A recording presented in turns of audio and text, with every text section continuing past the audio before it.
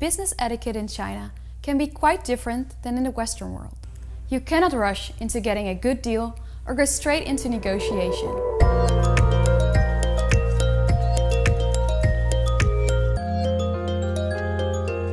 Hi, I'm Sharon from Business Guide China. Don't be surprised if your Chinese business partner asks you lots of personal questions during a meeting, such as 你几岁了？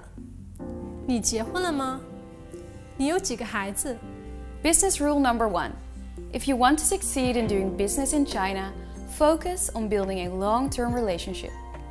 In general, it depends on the position of the business partner whether or not you should ask personal questions in return. The position can be determined by age or by power. So if the other party is older than you, then the best thing to do is only answer.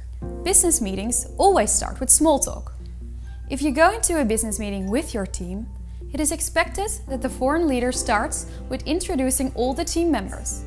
The more personal information you tell about the team, the more this is appreciated by your Chinese business partners. The Chinese way of doing business is about building a solid relationship. Maybe more than anywhere in the world, your ability to make positive connections is very important in China. The power of personal connections and how good you are in using them is the first cultural value you must master when successfully doing business in China. In Chinese, this is called 关系.